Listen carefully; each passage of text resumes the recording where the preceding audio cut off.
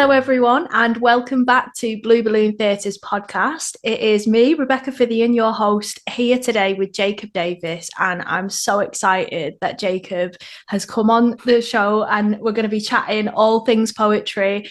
He has a collection coming out very, very soon, and I'm sure we'll hear more about that as this podcast unravels. But Jacob, first and foremost, how are you? I'm really well, thank you. Yeah, thank you for that enthusiastic introduction. No, I'm really, really good. How are you? Yeah, I'm really well. I was just saying to Jacob before we started recording that my tonsils are not playing ball today, guys. So you'll have to bear with me in this podcast. But I'm just so grateful that you came on, Jacob, because I think from the minute I met you, uh, seeing you perform, your poetry just struck me in a way that very few people's does. Basically, I don't even know if that Oh, grammatically well, made thank you. sense, Yeah, but it did. It had such an impact on me, and I remember thinking this one's a poet to watch out for, basically, in a positive way. That sounds yeah. really like, No, I think watch in out for every this sense one. that could apply. Yeah, who knows? But I mean, let's chat about the first time we met, because it was at a really lovely event at Howl in Yeah, York. For anybody that has never been to York, Howl is basically a wine bar. They do a little bit of food as well. Really beautiful setting. There's like fairy lights everywhere. There's like it's lovely. exposed Yeah, brickwork. It's lovely. And myself and Jacob were headlining at this event, and I just remember being really struck by how sensitive and how deep your poetry was, because you're quite young, as a writer, you're quite young. And it was like, I don't know, it just transported me to so many different places. I mean, talk to me about your poetry, Jacob. What, if you were to describe it to our listeners, how would you sum up your words? yeah. I mean, it's always a difficult question to answer that of your own work, isn't it? But I'm obviously young as a person, but as a writer, I don't feel particularly young. I've been writing for what feels like a long, long time now. I first started writing things when I was 11. So we're talking, a decade of things. My poetry, I think, is quite unapologetic. It's quite sharp. Um, it's certainly very personal. That's one of the first things people say when they listen to my stuff or read my stuff. They go, how are you sharing all this? But I couldn't really have it any other way. It's got to be true to me, and it's got to feel real, and it's got to reflect the things that I'm seeing and the life that I'm living. And for me personally, I don't think there'd be much point doing it if it wasn't like that. Um, so yeah, I think it's quite confessional at times, um, but it's authentic and real. That's the baseline of it, really.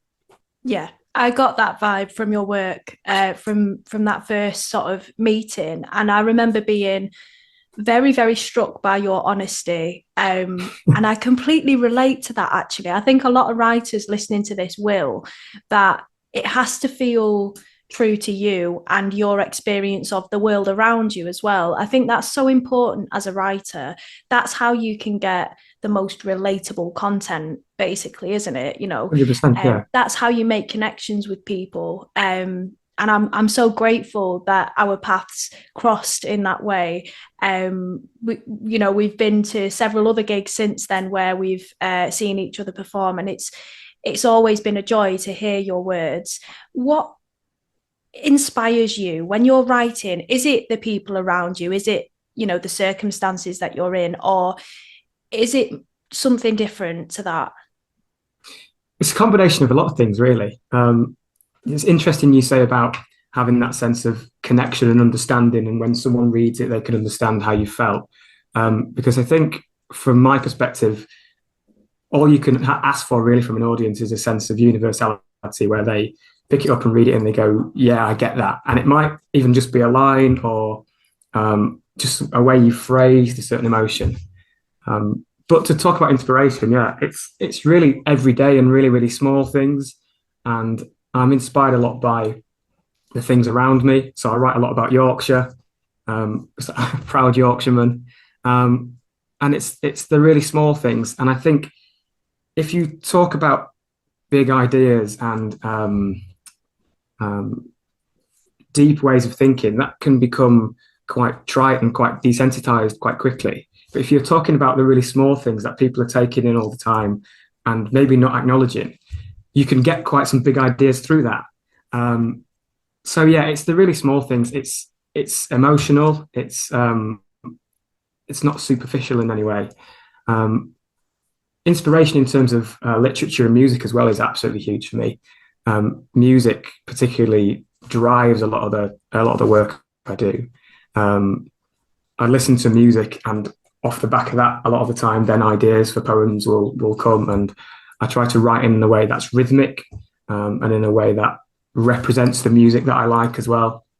And I could name drop 10 different people who have changed my life in a creative way, and in that they've shaped the way I write and the way I want to write and the things I want to talk about. And I'm really grateful for that. I think music and literature are the absolute lifesavers, and I wouldn't be um, I wouldn't be the writer I am, in a really non-arrogant way. But I wouldn't be the writer I am if it wasn't for all of those things.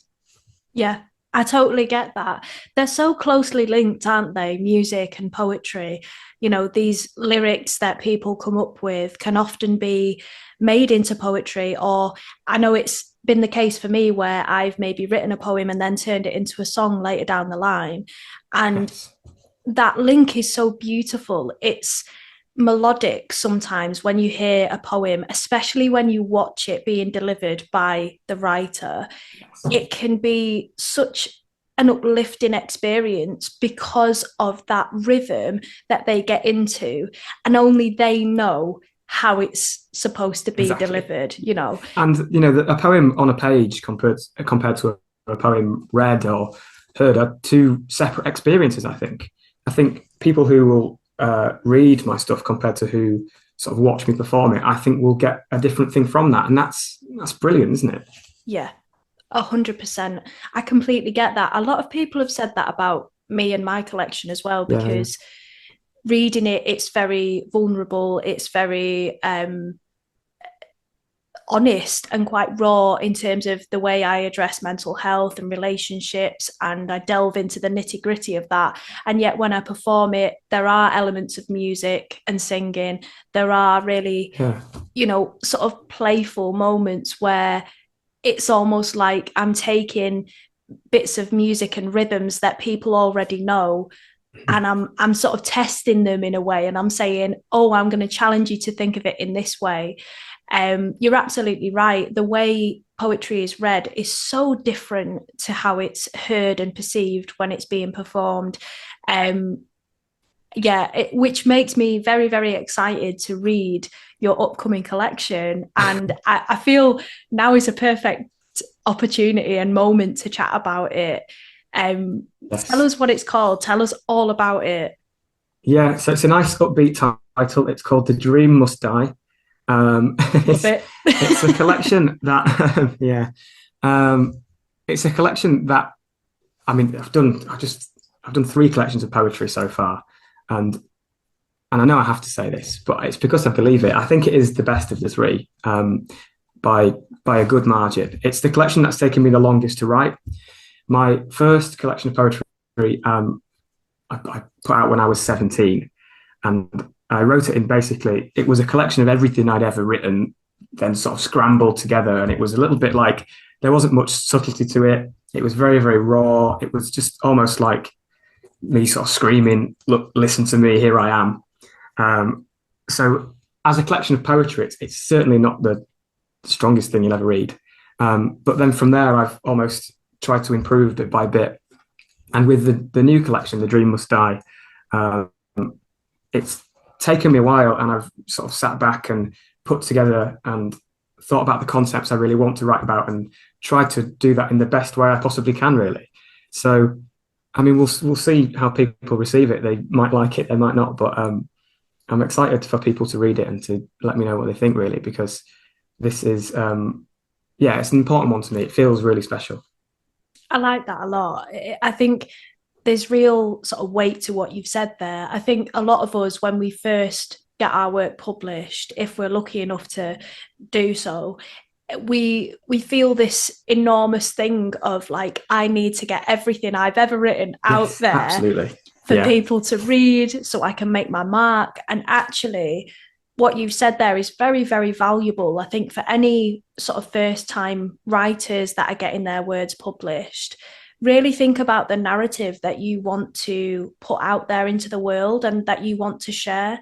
There may be little poems and things that kind of steer off that path a little bit, but if you can bring Yes. it back to a narrative, I always find that incredibly useful.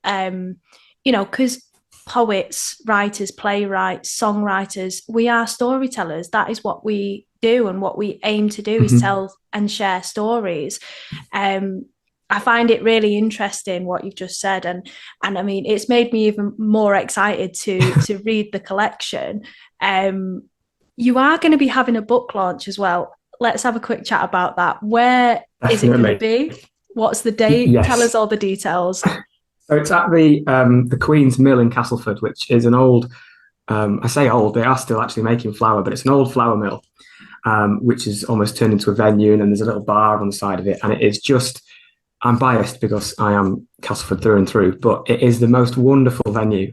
And I've performed there a couple of times before. I did my last launch there, but it's this month now, so it's in November, but it's the end of this month. It's the 22nd of November on a Friday night. And I've heard there's another brilliant performer who's going to be there as well. But but yes, no, it's at the Queen's Mill in Castleford, and I am incredibly excited to be able to launch the collection and do a bit of a performance as well and chat to people about it. And it's good. I'm so excited. Amazing. If you're listening and you're thinking, I need to go and like experience Jacob's words and writing, then do not hesitate. Reserve yourself a ticket and go, because it is his work is absolutely worth your time and focus, even just for a few hours at the launch. But I mean, I wanted to ask you this question when you mentioned your most recent collection that is due to come out.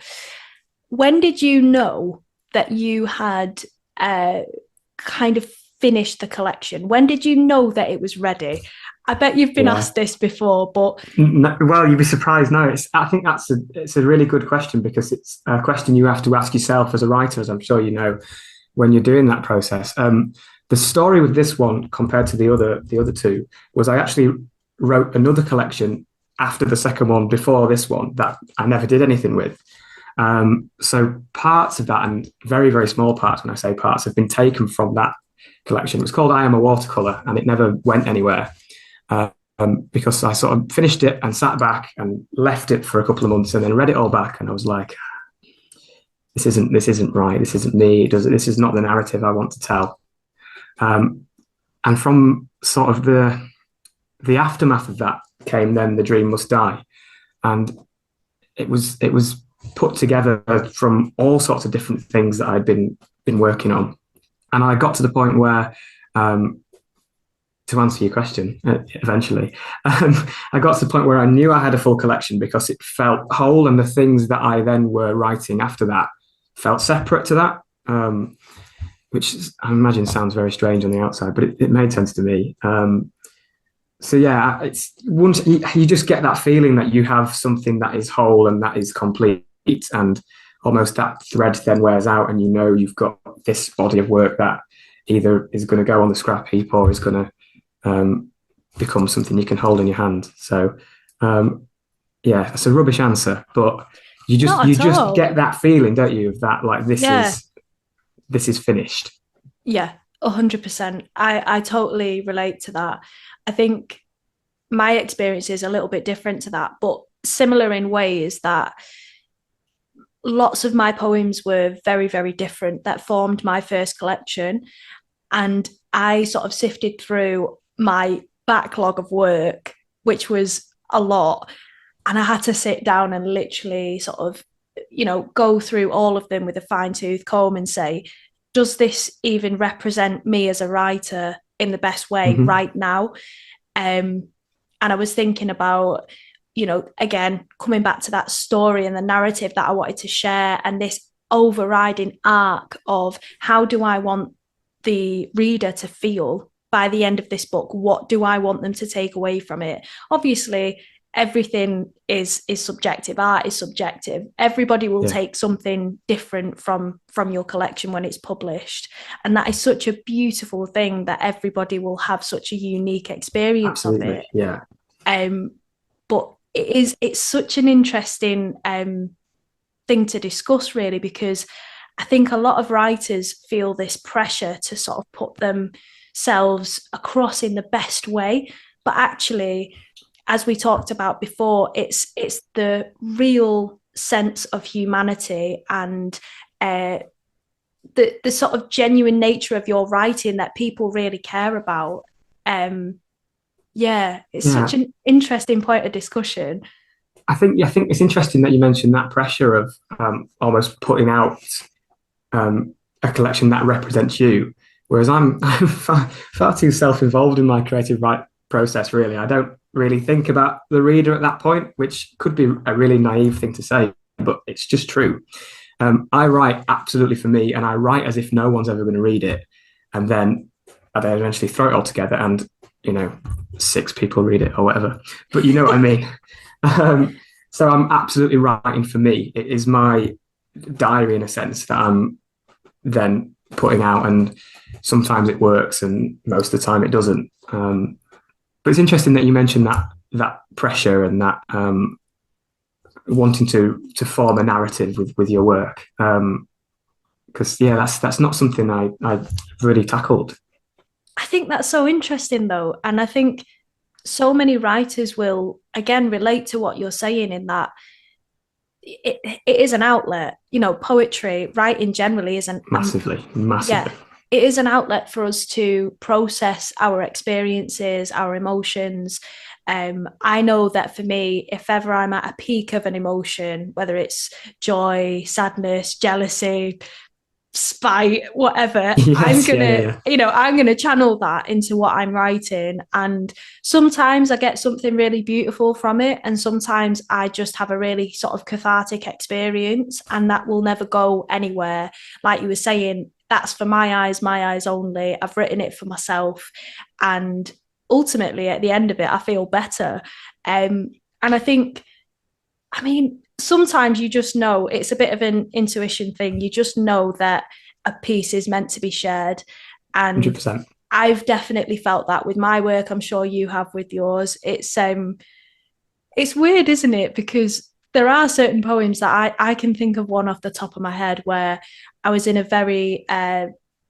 I was experiencing a lot of difficult emotions, and I wasn't really processing them well. And I wrote about it, and then I read it back and I read it to my partner, and he went, "Oh, blimey." He was like, that's quite a lot, that, isn't it? That's the best reaction. Yeah. That's really what I'm after. I want someone to sigh and think, "Oh God, should we call someone?" Yeah, literally. And I just went, "I don't think I should share that." And he went, "Yeah, no, I think that's the right decision to make." And They're the ones that I share. No.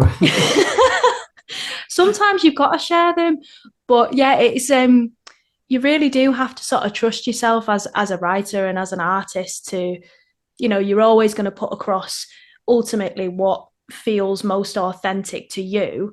And sometimes it is difficult to do that. You do have to take a bit of a leap of faith, and that is ultimately 100%. It's like when you're putting a collection together, isn't it? It is a bit of a leap of faith. You're hoping that people will receive it well. Yes. But hey guys, you're getting your money's worth here with this podcast today. We're getting into the nitty-gritty of everything. This is good. But let's briefly chat about a couple of the places that you're heading to promote the book once it's launched. Is it before the launch that you're doing quite a few performances, or is it after, or both? The launch is sort of in the middle, really.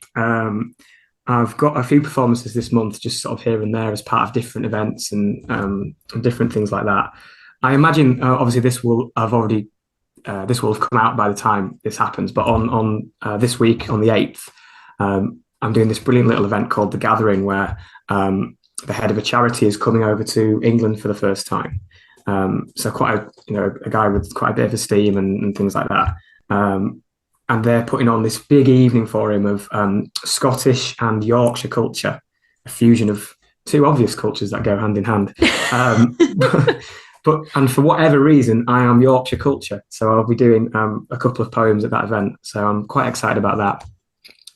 But then aside from that, it's doing a couple of evenings on the circuit. So like Tim Brooks's evening at the Lobby in Wakefield. I'll be back at the Beatles Museum, where of course you've been there before, at the end of the month. I'm now trying to think of the ones I've missed. And then I'm doing a couple of book signings as well. Just local things in Walton and in classic Castleford. Brilliant. That is so brilliant to hear. And yeah, definitely go and check out those events as well, guys. We'll try and mention as many as we can in the description of the podcast. It's been so lovely chatting to you, Jacob. Honestly, I feel like I've got ideas fizzing around my mind. I briefly wanted to touch upon how you kind of came to writing. It's often a very different pathway for everybody, how they became a writer or a creative. So, I mean, talk to us about your journey. Where did it begin? When did you know that you were a poet? Oh, yeah, that's a strong word that always for some reason feels a little bit uncomfortable, introduced as a poet. I think is that me? Are they talking about somebody else? But apparently they are. Yes, it's always an interesting question that I like listening to the answer of with people with this, because you get such varied and diverse responses. For me, I remember being sat in English class at school when I must have only been sort of 10 or 11. And we were doing poems about funeral bells and obviously really upbeat things like that. And something just grabbed me where I thought, I want to talk about what I'm thinking. So I did that. I put pen to paper or finger to keyboard. And I just, threw together some things, and they were very, very different to the stuff I'm writing now. It would be as an 11-year-old, but you know what I mean. It was sort of stream of conscious kind of stuff. And I was absolutely terrified of anyone ever seeing anything I'd written. It was my biggest fear for someone to get hold of something that I'd written and go, what is this you're thinking about? So I didn't actually share anything I'd written with anyone until I was about 17. So I went all the way through school very quietly. And then there was a competition at my college just before or during COVID, I think. Showing my young age now. There's a competition at my college during COVID where they said, if anyone's got anything they want to submit, we can put it and publish it into a collection. And I thought, what the hell? So I published a poem I'd written really recently, and it got in the collection. And once I'd made that jump and one person had seen it, I was just sort of thinking, well, I may as well just show everyone now. So it was basically that week where I thought, right, I'm going to put together a collection of the things I've written, because by this point I'd had hundreds on hundreds of stuff. Some of it not very good, and some of it, stood up, and I thought this is worth sharing. And that's where my first book, The Things I've Never Seen, came from, which is crazy to think that's only 4 years ago, really, because it feels like it's about 40. But yeah, that was my start point, really. Amazing. I love that. And you're absolutely right. Everybody's journey with writing is so different. And it's wonderful to hear that you kind of came at it from at quite a young age, really. And it just kind of grew from there. And I like that mentality of, oh, well, some people have read this one now, so might as well publish the rest of it. It's all or nothing, really, Yeah. I think that's really useful for a lot of people to hear, because something I chatted to Jen about in one of our other podcasts was a sign, a moment that sort of found Jen, where she suddenly knew she had to share her work, and now was the time. And I think sometimes we can often wait for these signs and these moments, but actually sometimes it's just knowing that I can share my stuff whenever I want to. And it's fundamental within me as well, I think. And I think that stands for a lot of people who write as well. I didn't want to use the poet word; it makes me feel strange. it stands for a lot of people who write as well. It's just I don't really know what my outlet would be if it wasn't for that. I think, yeah, if I couldn't write, I really wouldn't want to know what sort of state I'd be in. But I imagine it wouldn't be very pretty. So yeah, it's so important for me just to be able to express that. And I know I grew up watching videos of my favourite musicians perform as well. I grew up watching Morrissey perform and Bell and Sebastian and the Blue Tones, and watching that and thinking, you're so cool. Like, look at you, do your thing and absolutely own it and own those words. And deep down, that's what I always wanted to be, really. I wanted to be able to stand up and to say, look, this is me, whether you like it or not. And it's nice that I get to do that. Yeah, definitely. Oh, what a lovely sentiment. I hope you listeners at home, wherever you may be, have taken some inspiration from everything that Jacob has shared in this podcast. Thank you so much, Jacob, for just being a completely open book with us, and waxing lyrical about so many different things. I have to ask, right, in terms of music, is there a musical talent there? There's absolutely no musical talent whatsoever, and it pains me every day. I look in the mirror and I just wish I could see a singer, and there just isn't one. There just isn't a singer. I've written songs for people that they've gone and then made that into their own thing, and I've played around being in the band for a little while, and there has to be a time when you accept that you're not a musician. And that now is that time. So I've very much made my poetry bed and I intend to lie in it. I kind of like that, though. You've not completely stepped away from it. You've written songs for other people. That's really cool, actually. Very, very cool indeed. Do you find that you've kind of not just written poetry, but you've delved into other sort of things related to that? Yeah, no, certainly. I think it's in many ways, it's quite a similar process, the poetry songwriting process, but fundamentally, it's a different thing because the way it's presented is, it sounds like a really obvious thing to say, but you've got a backing music and you've got other things going on, and there's more, there's less reliance on the lyrical imagery because you've got everything else as well. So it's something I've played around with. Me as someone who writes as well, I have a bit of what's the word, like an ownership and a sense of absolute control about my own stuff as well. So when I got to the point where someone was sat with a guitar and I'm then trying to write a song based on what they're writing, and they're saying, well, why don't you just change this word? And I'm just thinking, no. I think again, it sounds terrible, but it doesn't really work in that way. Yeah. I want to write what I want to write, and I want to put it out how I want to put it out, and I definitely can't sing. So that's the dilemma I've got to, and the collection of poetry has come out with it. Amazing. Well, we cannot wait for the collection to come out. We cannot wait to read it.